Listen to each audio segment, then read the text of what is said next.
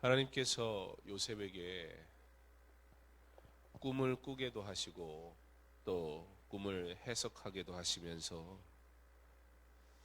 분명한 사실은 하나님이 요셉을 사랑하심과 하나님이 요셉과 함께 동행하심, 그리고 요셉은 늘 그렇게 하나님의 사람으로 살아간다는 그 사실을, 하나님과 동행하는 형통의 은혜를 누리는 하나님의 사람이라는 사실을 요셉으로 늘 깨닫게 하셨습니다. 그렇게 요셉은 어디에 있느냐가 아니라 하나님과 함께하는 것, 그것이 그의 삶의 가장 중요한 것이었습니다. 2016년도 우리에게 각자마다 다른 환경과 상황 속에서 살아온 길들과 일들이 있는 줄 압니다. 우리가 이루어진 그 어떤 일들이나 우리가 경험한 무엇을 기억하기보다는 그 모든 일들, 그 상황들, 그 안에 하나님이 나와 분명하게 함께 하셨다는 사실을 우리가 믿음으로 하나님과 동행했던 2016년 감사하고 또 감사할 수 있는 저와 여러분 될 수 있기를 바랍니다.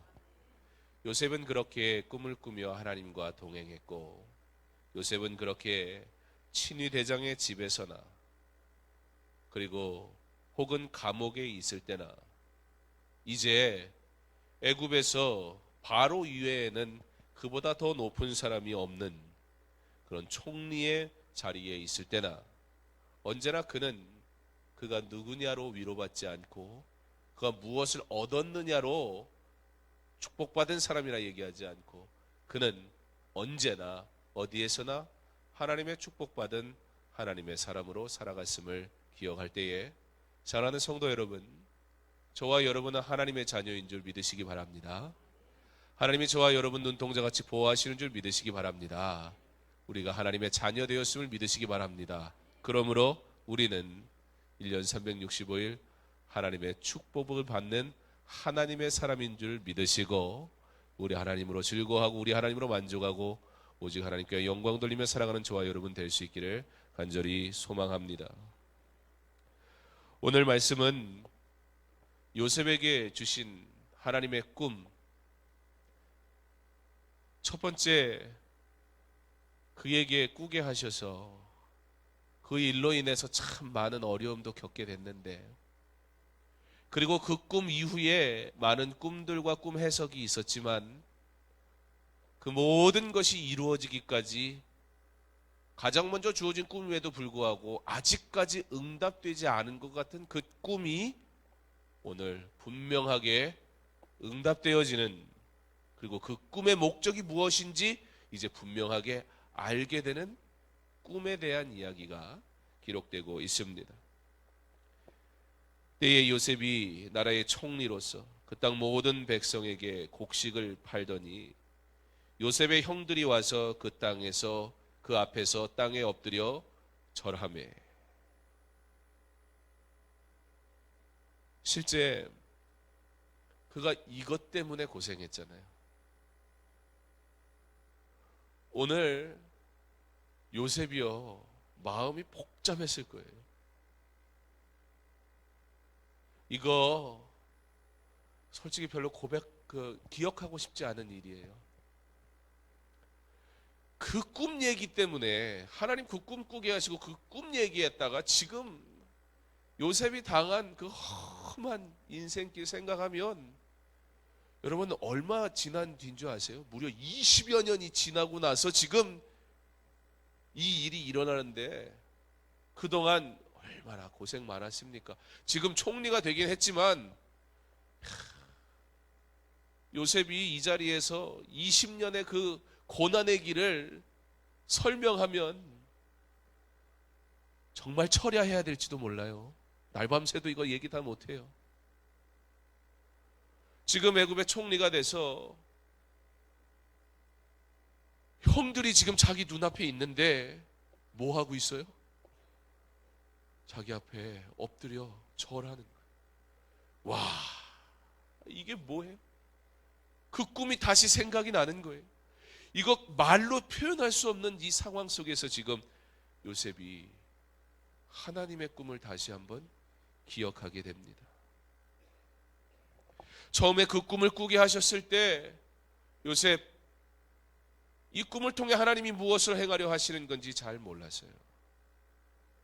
요셉의 그 꿈을 이야기할 때 그 누구도 그 꿈을 이해할 수 있는 사람도 없었고 받아들일 수도 없었고 37장에 뭐라고 얘기해요? 미워했다고 그랬어요. 그것 때문에.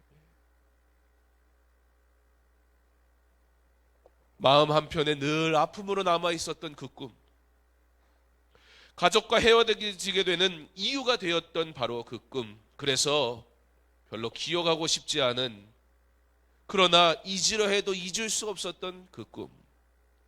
그런데 지금 그 꿈이 현실이 되었습니다. 요셉이 보고 형들인 줄을 아나 모른 채 하고 엄한 소리로 그들에게 말하여 이르되 너희가 어디서 왔느냐. 형들인 것 알았을 때 요셉의 마음 어땠겠습니까? 여러분, 형제라고 다 용서가 돼요? 용납이 됩니까? 형제가 싸우면 무섭게 싸우더라고요. 남보다 더 하더라고요.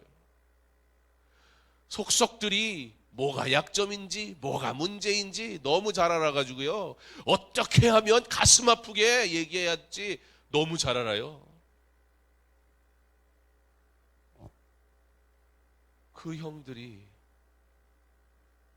뒤에도 나오지만 요셉이 그렇게 살려달라고, 형님들 이러지 말라고 얘기했는데 우리가 그 요셉을 팔아버렸다라는 얘기가 뒤에도 나오는데, 다시 한번 그만큼 요셉이 그 형들한테 간절히 구했어요. 형님들 이러지 말라고, 왜 나한테 이렇게 하냐고, 나한테 이렇게 하면 안 되는 거 아니냐고, 제발 살려달라고. 근데 그 요셉을 매정하게 버렸던 그 형님들이 지금 자기 앞에 엎드린 거예요.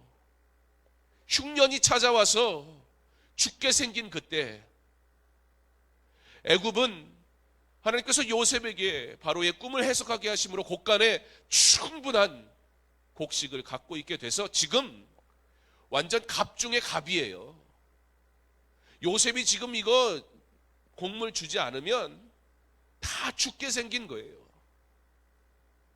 복수하기에 딱 좋은 때, 얼마든지 자기의 가진 권한을 가지고 지금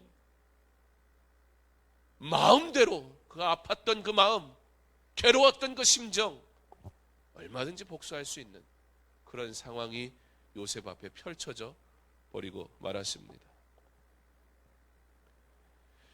형제 10명의 얼굴을 대면했을 때 그는 깜짝 놀라기도 하고, 그러면서 또 한편으로 반갑기도 하고, 여러 가지 감정들이 있었을 것입니다. 그러나 결국에는 어떻게 돼요? 요셉이 용납해요, 용서해요. 그 이유가 무엇일까요? 우리는 요셉의 대단한 성품이나 그의 특별한 어떠한 사랑, 용납, 용서의 능력을 이곳에서 알려고 하는 것이 아닙니다. 요셉이 오늘 그 꿈이 이루어지는 그 현장 속에서 형님들을 보고 어쩌면 미운 마음도 생기고, 그리고 내가 어떻게 내가 받은 것을 돌려줄 수 있을까, 그런 생각을 했는지 모르겠어요. 그러나 그 가운데 분명하게 그에게 들었던 한 가지 생각이 있을 것입니다. 그것은 바로 하나님이 꾸게 하셨던 그 꿈이 20년이라는 시간이 지나고 나서 하나님의 때에 반드시 분명히 이루어지는구나.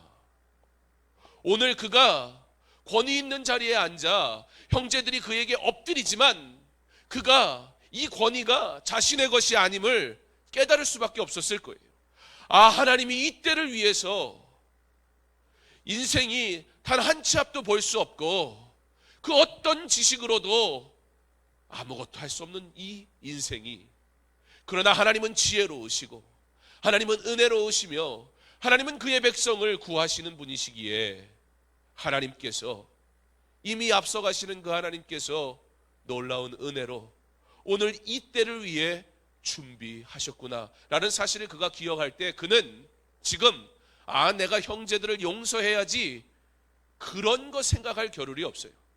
이것은 하나님이 허락하신 은혜에 비교하면 내 고난이 아무리 대단해도, 내 아픔이 아무리 힘들었어도 그런 나를 사랑하시고, 그런 나를 지키시고, 그런 나를 살리시고, 그런 나를 지금까지 보호하셔서 결국에는 그의 뜻을 이루시는 하나님, 그 하나님께서 나를 통해 일하셨으니 이것은 내가 용서할 문제가 아니요 하나님의 일이라, 그저 인정하는 것밖에 요셉이 할 수 있는 것이 없었을 것입니다. 애굽의 총리의 권위, 그것으로 그는 아무것도 할 수 없었습니다. 그가 형제들에게 복수하고자 하는 마음이 든다 할지라도 요셉에게 존재하는 수많은 감정 가운데 하나님이 그에게 그 꿈을 꾸게 하신 목적이 무엇을 위한 것인지 깨닫게 되었을 때에 이제는 더 이상 용서하지 않을 이유를 찾을 수가 없었습니다. 자신의 너그러운 마음으로 인함이 아닌 이 모든 것이 하나님이 은혜 주시려는 것이었음을 알게 되니 이제 그는 사랑하고 용서하는 것 외엔 그가 할 수 있는 것이 없었습니다. 자신의 용서의 문제를 넘어서 하나님의 은혜임을 깨닫게 될 때 그 형제가 자신들의 죄를 깨닫게 하는 것을 보게 됩니다. 사랑하는 성도 여러분, 우리 안에 있는 문제와 고통의 일들, 그것으로 괴로워하기보다는 하나님이 우리에게 주신 은혜를 먼저 생각할 수 있는 저와 여러분 될 수 있기를 바랍니다. 하나님이 우리에게 허락하신 좋은 것들은 잊은 채 정말 잊어야 할 것들은 잊지 못하고 그것에 얽매여서 살아가는 자들, 하나님의 은혜를 누릴 수 없습니다.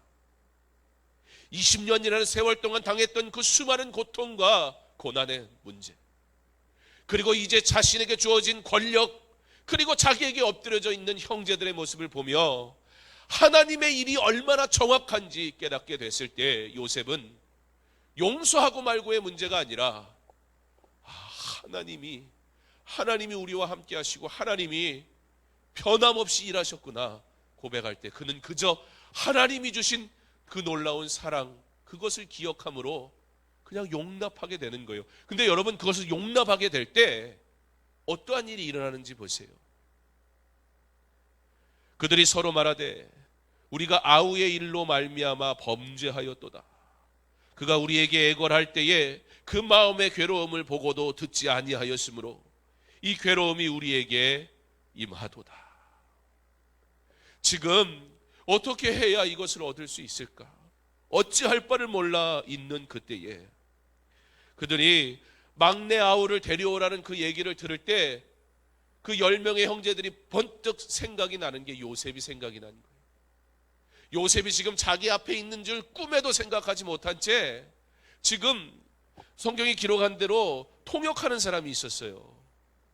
그러니까 형제들이 뭐 하고 있는 거냐면 자기들끼리 얘기하는 줄 알아요. 요셉이 지금 자기들이 하는 말 알아듣는 줄 전혀 모르고선 뭐라고 얘기하냐면, 요셉은 하나님이 하시는 일이기에 자기가 복수할 권한도 없고 자기가 용납할 어떠한 권한도 자기에게 없기에 그저 용서해야 되는 자리에 그냥 있을 뿐인데, 하나님은 그때에 요셉을 위로하세요. 어떻게 해요?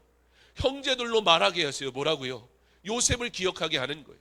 그러면서 요셉이 그때 우리에게 그렇게 살려달라고 빌었는데, 우리가 그 요셉을 매정하게 그렇게 보냈던 그때 우리가 범죄했다. 하나님은 그 형제들을 통해 그들의 행위가 악한 것이었음을 그 입술로 먼저 고백하게 하세요. 사람이 사람의 능력으로, 사람의 권력으로 용서하거나 또는 그들의 잘못을 고백하는 것을 듣기를 원한다면 표면적으로는 할 수 있지만 완전한 용서는 이루어질 수도 없고 완전한 고백이라는 것은 존재할 수 없어요. 사람들은 이기적이어서 얘 앞에서 당장 급하니까 아우 미안하다고 잘못했다고 말할 수는 있지만 그 마음에 죄악된 것들 그렇게 쉽게 사라지지 않아요. 만약에 요셉의 방법으로 이 문제를 해결하려고 했다면 이 10년의 고통 속에 또 한 번의 고통과 아픔만 남을 뿐이었어요. 그러나 하나님의 꿈이 이루어진다는 사실 앞에 요셉이 다 포기해버리는 거예요. 내가 무슨 자격으로 용서하고 말고가 있겠는가? 하나님이 내게 은혜 주시고 그 상황 속에서 내가 하나님과 동행함으로 내가 감옥에 있을 때도 형통한 자요, 내가 총리가 된 이때에도 형통한 자니 나는 언제나 고난 중에도 형통의 은혜를 누리는 자였으므로 하나님의 은혜가 더 많았기 때문에 형제들 용서하고 말고 그것은 내 고난이 아닌 거예요. 그런데 그 마음을 아시고 하나님이 요셉을 기가 막히게 위로하시는 거예요. 형제들이 요셉 듣는 앞에서 우리가 죄지었다, 우리가 악한 자이다, 우리가 범죄했다, 우리가 그와 같은 일을 한 것, 요셉이 그렇게 살려달라고 얘기했건만 우리가 죄지었다. 그 말을 들을 때 요셉의 마음이 그냥 눈독 녹아버리는 거예요. 이보다 더 좋은 위로의 방법이 어디 있으며 이보다 더 좋은 해결의 방법이 어디 있습니까? 그리고 저들로 그들의 죄가 무엇인지 고백하게 해요. 저들로 그들의 행위가 악하였다는 사실을, 죄를 회개하게 합니다. 사랑하는 성도 여러분, 우리의 고통의 문제와 우리의 모든 일들을 진정 하나님 앞에 온전히 내어놓을 줄 아는 저와 여러분 될 수 있기를 간절히 원합니다. 하나님의 방법으로 해결돼야지 사람의 방법으로 해결하려고 하면 여전히 문제는 남아있을 뿐이에요. 하나님의 능력으로 해야지 사람의 능력으로 하려 하면 여전히 부족하고 모자랄 뿐이에요. 요셉이 그 하나님의 은혜를 누립니다. 요셉이 형들이 하는 그 얘기를 듣고 참을 수가 없어서 뒤에 잠시 들어가서 눈물을 쏟고 그리고 다시 형들을 만나러 옵니다. 이미 하나님은 요셉의 마음에 용서의 은혜를 허락하셨던 거예요. 우리가 41장 51절에 가서 보면 이런 기록이 있습니다. 요셉이 그의 장남의 이름을 므낫세라 하였으니 하나님이 내게 내 모든 고난과 내 아버지의 온 집 일을 잊어버리게 하셨다 하며, 오늘 42장에 이 사건이 일어나기 전에 41장에서는 요셉이 그의 큰아들의 이름을 므낫세라 짓게 하는데, 므낫세가 무슨 뜻이냐? 잊어버리게 하다. 그 고난의 일, 그 고통의 일, 아버지의 온 집의 일, 그로 다 잊어버리게 했다. 오늘 말씀은 기록합니다. 여기서 잊어버린다는 것은 그저 내가 모른 척하려고 노력한다, 그런 의미가 아니에요. 단순히 기억을 잊어버렸다는 뜻이 아닙니다. 여기서 잊는다는 것은 더 이상 그 문제로 영향을 받지 않는다는 거예요. 일어난 일이 어찌 없어질 수 있습니까? 내 삶에 생긴 고통이, 내가 경험한 그 문제가 어떻게 없는 것이 될 수 있겠습니까? 그런데 그것은 분명히 존재하는데, 그 일은 분명히 일어난 일인데, 그럼에도 불구하고 더 이상 그 문제가 나의 마음을 흔들지 않더라는 거예요. 그런 의미에서 잊어버렸다 얘기하는 거예요.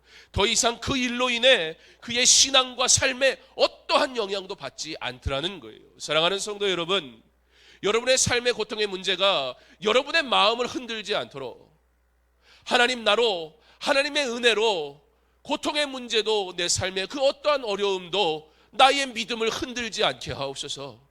요셉과 같이 잊어버리는 은혜를 내게 허락하서 하나님의 은혜는 날마다 기억하게 하시고, 고통의 문제는 하나님께서 잊게 하셔서, 물론 그것이 존재했지만 그 문제마저도 내 삶에, 내 신앙에 어떠한 영향도 줄 수 없는 것 되게 하셔서 나로 언제나 하나님의 은혜만 감사하며 살아갈 수 있는 자 되게 하옵소서. 그렇게 고백하며 사는 저와 여러분 될 수 있기를 바랍니다. 2016년 여러 가지 문제와 어려움도 있는 줄 압니다. 여러 가지 상황과 환경 속에서 하나님의 은혜를 구할 때 하나님께서 내 기도 듣는 것 같지 않아서 괴롭고 힘들었을 때도 분명히 있은 줄 압니다. 그러나 그럴 때마다 우리 기억할 수 있기를 바랍니다. 하나님의 은혜를. 빌립보서 3장 13절에 보면, 형제들아 나는 아직 내가 잡은 줄로 여기지 아니하고 오직 한 일, 즉 뒤에 있는 것은 잊어버리고 앞에 있는 것을 잡으려고 표대를 향하여 그리스도 예수 안에서 하나님이 위에 부르신 부름의 상을 위하여 달려가노라. 신앙인은 뒤에 있는 것을 바라보며 가는 자가 아닙니다. 믿음은 내가 예전에 무엇 한 것 가지고 그것으로 연명하며 사는 것 아닙니다. 바로 오늘 내가 하나님을 만나고 하나님을 경험하고 하나님의 은혜 가운데 사는 것이 믿음의 사람인 줄 믿으시기 바랍니다. 신앙인은 뒤에 일어난 문제 때문에 휘둘리지 않습니다. 그러나 그것은 이제 뒤로 놔두고 표대를 향하여 그리스도 예수께서 우리에게 주실 그 은혜를 사모함으로 나아가는 것, 달려가는 것, 그 은혜의 자리로 걸어가는 것, 그것이 우리의 삶인 줄 믿으시기 바랍니다. 그때 하나님께서 저와 여러분과 동행하실 것이고 하나님께서 놀라운 은혜를 허락하실 것이고 우리를 통해 하나님의 놀라운 일을 행하게 하실 줄 믿습니다. 오늘로 2016년도 금요 예배는 마지막입니다. 이제 한 해도 그렇게 저물어 갑니다. 이 해에도 내 힘과 내 능력으로 산 것 같지만 사실은 하나님의 은혜로 지금까지 달려온 줄 믿으시기 바랍니다.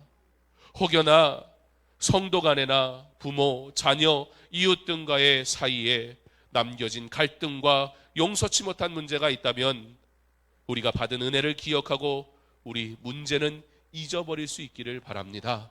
내가 용서하려 하지 말고 하나님의 은혜가 내게 임함으로 용서되어지는 은혜를 내게 허락해달라고 기도하실 수 있기를 바랍니다.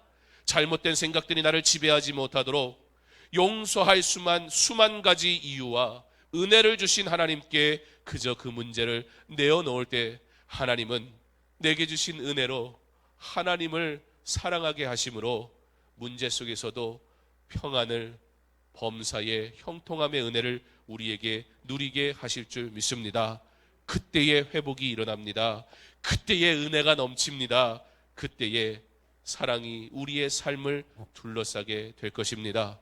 요셉이 총리가 되어서든지 감옥에 있을 때든지 그가 범사의 하나님과 형통한 삶을 살아감으로 하나님의 영광을 나타내며 살 수 있었던 것처럼 바라기는 저와 여러분이 요셉이 누린 그 형통의 삶을 살아갈 수 있기를, 저와 여러분이 요셉과 같이 하나님의 꿈을 꾸며 그 꿈을 이루시는 것은 모두 하나님께 달려있는 줄 믿음으로 그 꿈을 향하여 달려갈 때에 때로는 인내하라고 우리에게 요구하실 때에 인내함으로 하나님의 기가 막힌 역사하심을 볼 수 있는 저와 여러분 될 수 있기를 바랍니다. 요셉의 20년 그 꿈이 이루어지는 그 현장, 아마 요셉은 잊을 수가 없었을 거예요. 기억하고 싶지 않았던 그 꿈, 그러나 이제는 그의 인생의 가장 복된 꿈이요, 거룩한 꿈이요, 영광의 꿈이 되었던 것처럼 우리 하나님의 일을 꿈꿀 때 그러므로 하나님의 꿈으로 기대하며 살아가는 저와 여러분 될 수 있기를 바랍니다. 하나님의 때에 반드시 이루실 그 꿈, 그 일에 내가 참여할 수 있는 것만으로도 감사할 수 있기를 바랍니다. 그리고 하나님께서 저와 여러분을 부르시고 사용하시기 원할 때에 주의 은혜를 내게 주옵소서. 순종함으로 주의 일 잘 감당할 수 있는 저와 여러분 될 수 있기를 간절히 소망합니다. 하나님의 꿈은 반드시 이루어집니다. 그때를 알 수 없을지라도, 그 목적을 이해할 수 없을지라도 선하신 하나님의 인도하심을 믿음으로 하나님과 동행함으로 범사의 형통한 삶을 사시기를 기도합니다. 올 한 해도 주의 은혜로 살아온 사랑하는 성도 여러분, 하나님께서 늘 함께 동행하심을 믿고 하나님의 꿈을 따라가며 날마다 승리하는 삶을 살아가시기를, 특별히 내일 모레가 크리스마스인데 칼빈은 성탄절 절기를 지키는 것에 대해서, 성탄절 자체는 귀하고 복된 일이지만 성탄절 절기 자체를 지키는 것에 대해서는 조금 부정적인 견해를 가지고 있었습니다. 왜냐하면 낮아짐의 그 예수 그리스도를 우리가 닮아가기 위한 성탄이 아닌 사람의 즐거움과 이 땅에서의 기쁨을 찾으려는 성탄이 난무하는 것을 원하지 않았기 때문입니다. 성탄절입니다.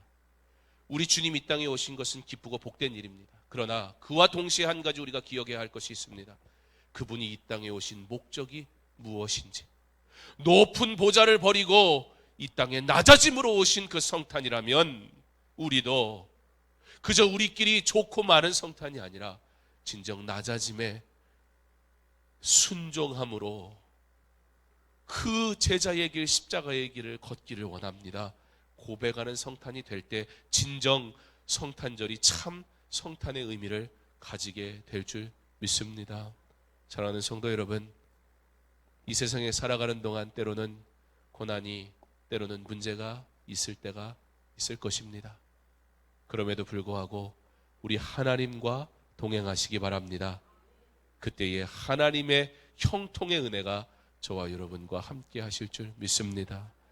그 하나님의 놀라운 형통의 은혜가 오늘 이 밤에도 임하기를, 그 하나님의 은혜만 누리며 살아가기를 소망하는 저와 여러분 될 수 있기를 주님의 이름으로 축원합니다.